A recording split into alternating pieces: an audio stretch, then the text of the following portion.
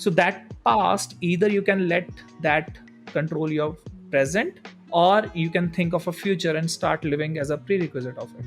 Eventually I saw that this is not really a healthy belief. So instead of it, what I rather prefer is money comes to you when you do what's natural to you. I am responsible. It's not that I'm at fault. So there's a difference. I may not be at fault, but I am responsible for what happens in my life.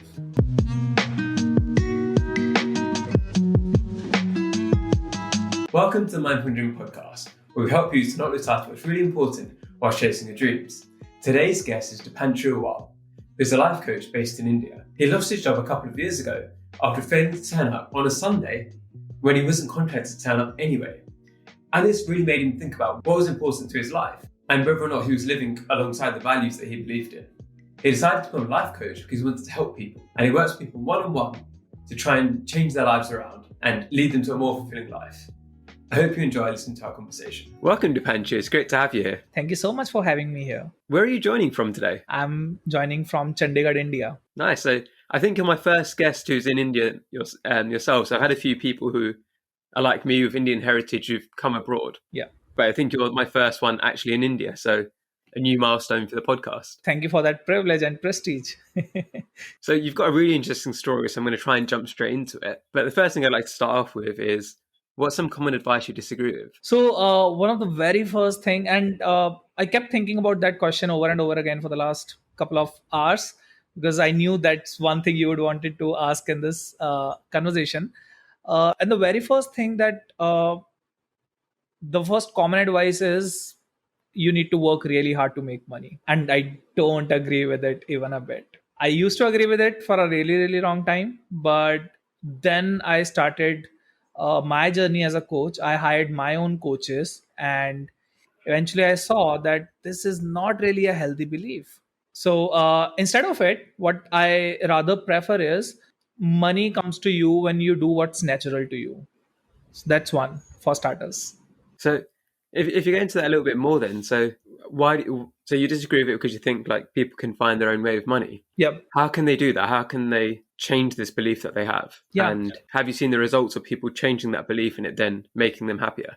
This is one of the beliefs that's been ingrained, like especially talking about Indian people, that you need to work really hard to earn really good money, right? But then you come at a certain level where you see that you cannot work more than 10 hours, 14 hours, 17 hours a day, and you still need to make more money, right? So how do you do that? That's where the question comes from. And because this is the belief, so our beliefs create a reality. That's kind of the premise for the whole life coaching. And the belief that we need to work super hard to make money, or if it's coming easy, I don't deserve it. Those kind of beliefs really, come in between you, number one, actually earning that money, and number two, if by chance you're earning that money, accepting that you deserve it, right? So the first example I've seen is with myself. I was working a full-time job. I was doing freelance marketing on side, and then I was learning how to be a coach. So on average, I was been working like 13 14 hours a day, and now I'm working one third of it, average 5 hours a day, and I'm making triple the amount. And then again, I'm just getting started, right? So that's the first example that I've seen, obviously, in myself.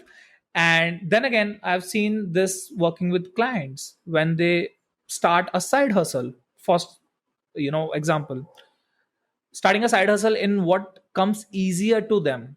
So for example, business comes really easier to me. It's kind of in my genes. And I have a client for whom spirituality comes really natural to her. So when she talks about in spiritual terms, she is a really different person. So it doesn't feel like work. And if I have to give a reference of one of the Medium articles I was reading recently, like a week ago, it was about Charles Bukowski and how his tombstone read, "Don't try."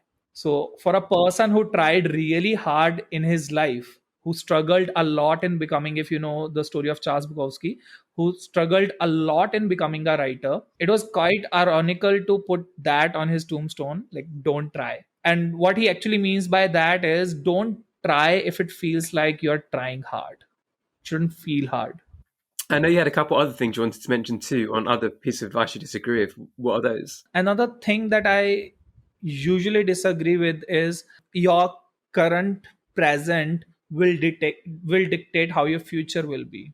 And I've seen this over and over again, and it's kind of still raw, this one thought process that we are either living as the reflection of our past, or we are living as a prerequisite of our future.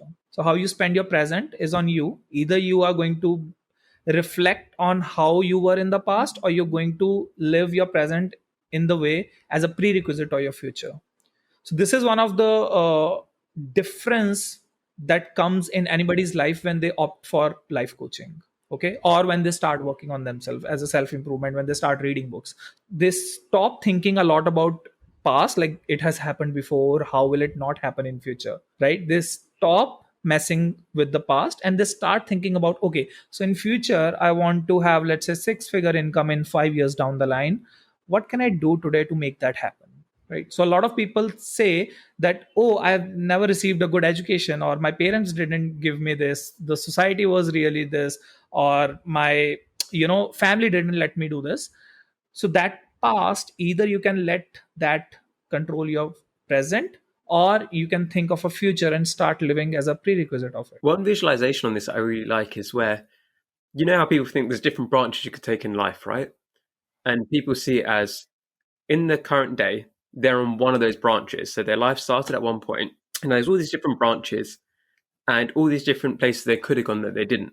And they kind of see it as a negative. But what you can also see is that there's another tree starting from today. And the today tree has a million possibilities as well. So just because you didn't do the other opportunities in the past doesn't mean that in the future you don't have different options available to you. And it's kind of that empowering thought of, yes, you didn't do this, or yes, you didn't do that in the past. But even today you can make decisions which are going to make an effect and give you different life options and different ways to live your life in a way that makes you happy. So on the same terms, at any given moment we have a choice to either spend this moment where we are right now to either be reflecting on the past or be taking action in a focused future.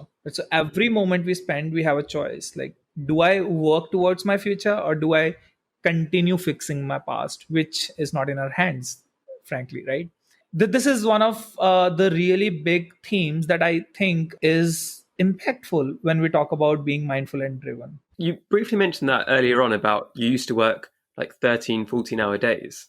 Can you tell me a bit more about like that part of your life? And you said, I think you said you did it since you're 13 years old. And then what happened and what was the moment that made you switch and realign back to the position you are now? Yeah, sure. So I was really programmed to work 13, 14, 15 hours a day. And I've been doing it since I was 13. I'm like not working at that time, I was studying, but I used to study for like 10, 12 hours a day. Or I was really occupied in sports, science activities, cultural activities, speaking, all those stuff. I was hardwired to do that. And it was really natural for me to do that back then. And I've been trying, experimenting with my sleep cycle since I was 14. So there was a time when I used to sleep from 7 p.m. to 2 a.m. because when I would wake up at 2 a.m., from 2 a.m. to in the morning to 7 in the morning, the house will be really silent and I could work and study really peacefully. So I've been doing those kind of experimentations since the beginning. And then what really shifted for me was when I came into this, again, circle of life coaches. So I was practicing with other new life coaches, and I discovered last year that I hadn't taken a day off in 4 years, like not even a Sunday off, unless I was sick or I was traveling. I'd never taken a day off. I was like always working because I always thought that if I work more, I'll earn more. And what happened was I went through serious burnouts last year. And it was like my body just gave up, like it wanted to just rest. And I started becoming more mindful. And this is when the thoughts started, shifting. And I decided that I know I love my work. So this is another irony with being burnt out, that most of the people who go through burnouts are those who love their jobs or who love what they do. So they don't know how to create a boundary, right? So last year I started being mindful and I realized I really love what I do. But instead of focusing on how many hours I can work, I'm going to cut it to half or one third, and I'm going to focus on how can I create more impact in those hours. Yeah, so was it almost you had to wait for that burnout moment before making that change? Or Were you thinking about it and you wanted to make the change, but you'd been delaying it, I guess? So I was in a matrix and I didn't know I was in a matrix. Hmm. And unless I went through that, burnout, unless I was offered take this red pill that you've been living your life with not so healthy, such an unhealthy belief, unless I took that red pill, I didn't change. I needed that breakthrough. With your coaching clients, for example, can you spot the signs of this before, and how do you stop them from going through the same burnout that you did? So one thing is we do this a couple of times before we actually learn. That's how we learn anything in life, right? But nowadays I've been like really being vocal about it, that stop when you are at 50% stress levels, not when you're at 90% stress levels. Take a break when you're at 50% instead of when you're 90%. So that's something that I'm mindful about, and I really being vocal in whatever I write, wherever I talk. Are you really at 50-60% stress levels, or are you just waiting for your body to give up? I mean, it's obviously the bad way to do it, right? You don't want to wait for your body to give up before making the changes. So, in terms of the change, you reduced your hours. What kind of decisions did you make to reduce those hours? Like, what was it that you cut out of those 15, 16-hour days? Where did you lose that 10 hours? So first of all, I was traveling like 2 hours a day, and I was doing a full-time job, 8-9 hours there. So I became self-employed. That was the first thing. And second thing about procrastination, I'm a minimalist and essentialist at heart. So the first productivity rule that I know is cut out everything that doesn't really matter or is not impacting you. Right. I think that was the most significant thing I did. I cut out all the things that didn't, really contribute to where I wanted to go. Or I became really flexible with the things that didn't really matter. So there are certain things that are essential that I definitely need to do and want to do. And then there are certain things that I'm just doing because I'm enjoying it. For example, my podcast. So I did it for like 3-4 months, but then something important came up and I was totally ready to let it go for some time, because I knew that it's okay. I'm gonna give it a rest for a couple of months and then we'll revisit it back. Yeah, because it's the tough thing, isn't it? When you start something new, it takes a while for it to really gain momentum. So it's almost when I make different decisions now, I'm making them based on, can I realistically and sustainably do this for several months or not? And if I can't, then I don't start it. I wait until I can do it sustainably. Then I start it. So, for example, with YouTube, right at the moment, this podcast will be on YouTube and my other podcasts are on YouTube. But maybe by the time this comes out, I'll be starting to create my own individual YouTube content as well. But I'm not doing that just yet because I know then I'd have too many things going on and I'd end up having to cut something. Whereas if I wait a couple months, I'll be better at what I do elsewhere. And that efficiency will mean that I can add more stuff to my plate. So I'm always kind of consciously thinking about, do I have time for this? Not today, but in 3 months' time as well. And if I don't, then I can't start it. I've got to wait until it actually fits into my routine a bit better. Yeah. So it's funny how I start a lot of projects. I'm not a really organized or person, but I usually start a lot of projects by say with this one statement that it must be fun, should try it, and then I make it happen the next day. That being said, another common advice that I don't agree with is that you need to monetize your passion. I do not agree with it. So I've been following this one thing for the last couple of years, and some Indian director, Bollywood director, said this, that you should always have a different profession and a different passion, one for the kitchen and one for the soul. And I really love that one statement. So I love writing. I'm a writer at heart, but I've been trying my best not to make it profession. I write almost every day. I use it as a marketing thing, but my money is not directly related to my writing. So it offers me that creative space and freedom. And a lot of people just try to monetize their passion where it just needs to be a hobby. Yeah. So, like, for example, people say I'm passionate about writing, and writing is something I enjoy, yes. But if I had to have my last day in life, would I choose to spend it writing? No, I wouldn't. And that's sometimes the different levels of passion that sometimes people don't understand, I think, is that writing is partly my job, which brings with it different pressures. But then I dance, I go meet my friends, I do all these other things. And I'm not sacrificing those other things I enjoy for the writing, which is what many other people would do. Like, oh, I love writing, so I need to only do writing.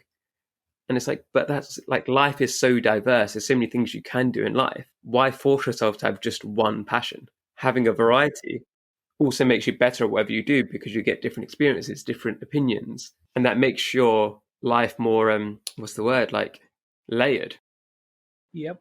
More fulfilling.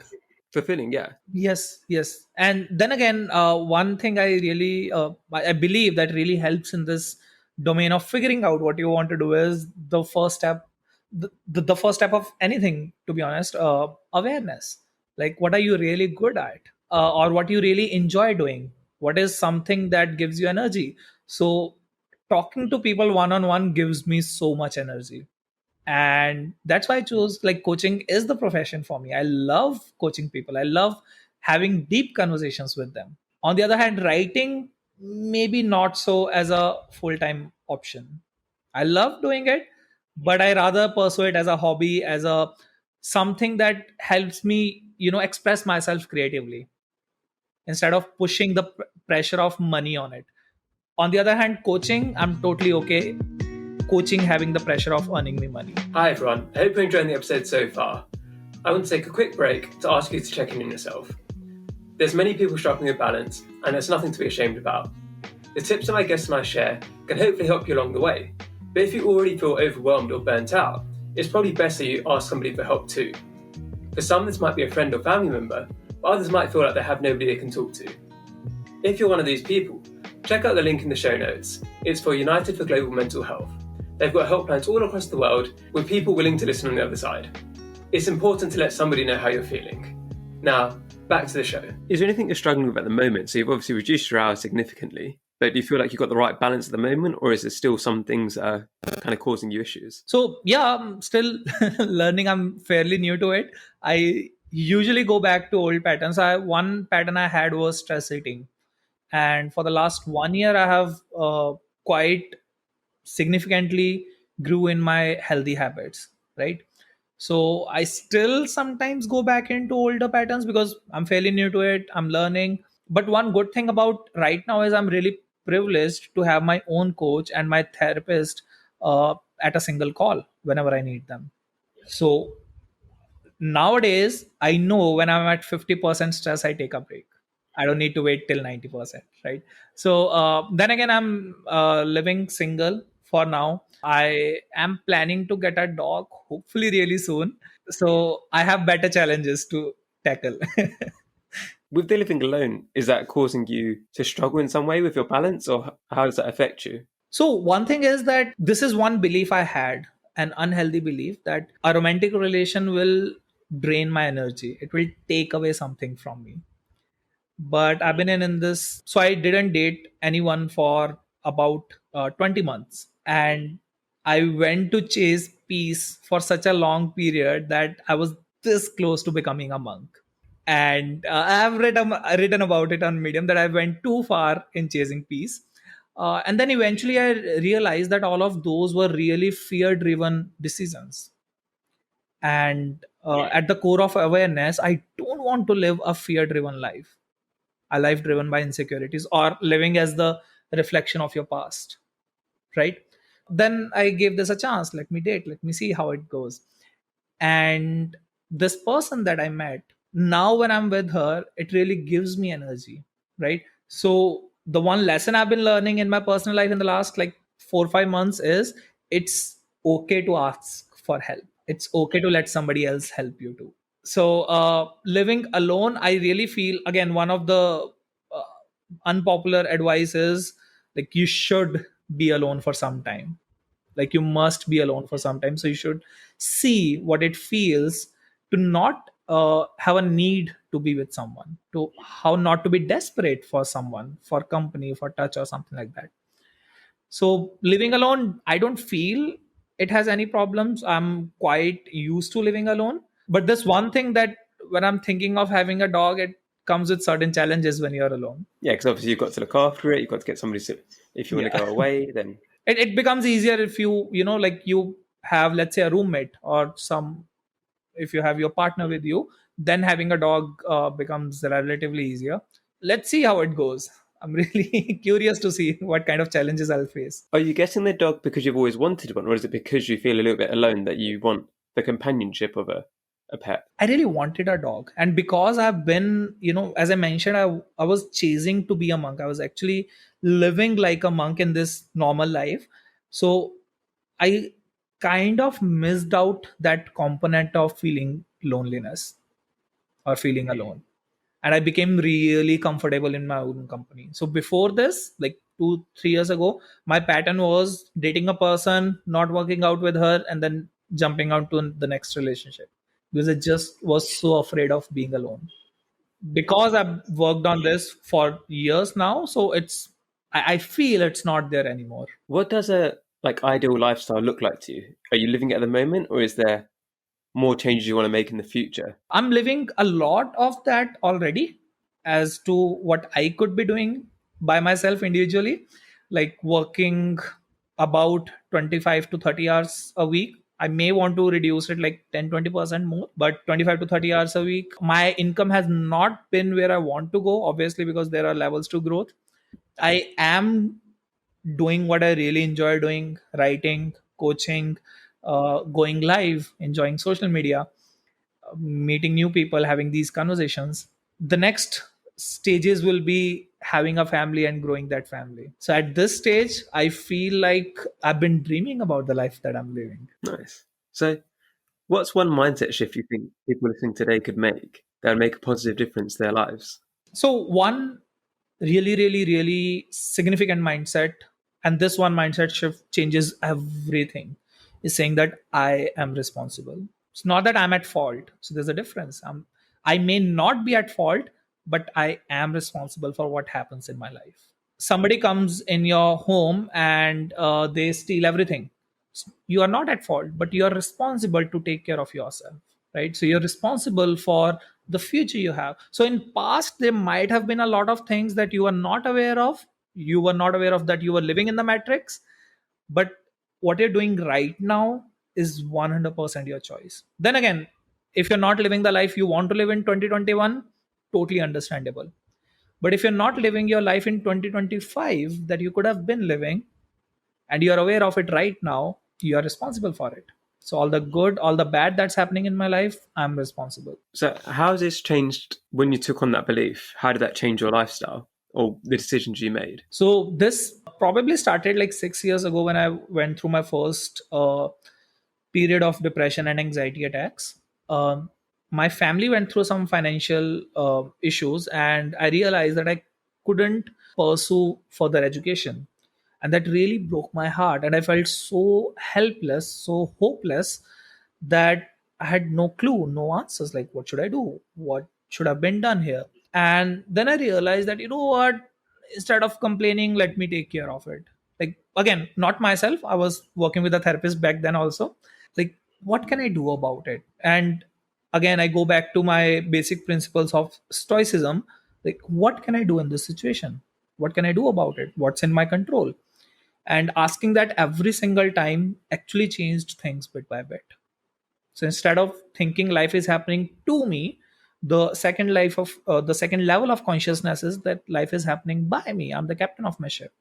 And then there is like different levels of it. The third level comes that life is happening through me, which is that the universe is co-creating this life with me. That goes in a relatively spiritual terms. So it's, the stage 1, stage 2, and stage 3. That's how it goes. So I am responsible for life. A lot of people are still living in level 1, consciousness, that life is happening to me. My parents are doing this to me, my partner is doing this to me, I'm not finding this, I'm not finding that. So the level up, second level, is that I'm responsible for this. Life is happening by me. I am creating this. Where would you say you are in the levels now? Definitely jumping from 2 to 3. I So, started so you jumping feel like you're from, not solidly free yet. You're in between. I believe so. I started jumping from 1 to 2 when I went through depression and anxiety for the first time in 2016, I guess. That was my moment of realizing that, you know what, this is matrix and I don't want to be here. I don't want to be in this. It's all a lie. It's not that what's happening to me. I need to take charge of my life. I need to take responsibility. I need to make sure that I am having what I want to have. So when the world tells me that you need to work 9 hours a day in order to make money, I don't want to do that. I don't want to have a future I have to work 9 hours a day, right? So it's my responsibility to do something about it. What do you think can take you from 2 to 3? So you sit in between at the moment. What changes could you make or shifts could you make to make that next jump? A deep connection and spiritual practice, re-strengthening your faith. So but have written about it that there's no spirituality without a spiritual practice, because when you sleep, your mind kind of resets itself, and you need to re-strengthen your faith that you know what, somebody else is making this happen. There is energy in this world, there's positivity in the world, or universe has my back, all those spiritual beliefs that every individual has on their own. So strengthening that faith that you know what, everything, every obstacle is divinely placed at perfect places, right? So those spiritual beliefs, that's where I am currently, that's what I'm practicing. It's been a pleasure to talk to you, Dipanshu. Where can people listening hear more from you? So yes, I'm really active on LinkedIn, Instagram, and Medium. And on Medium, I am actually writing the first self-help book in series that I've seen on Medium being written, and I've already published the first chapter about that monkhood. Great. So the thing to finish up on is, what's one small thing that's brought you joy recently? I talked to a cousin of my girlfriend recently, like couple of days ago, for the first time, and she was one of the, like, I connected with her so deeply in the first few words we exchanged. So that was a really, really beautiful connection I had with her, and it really gave me joy talking to her.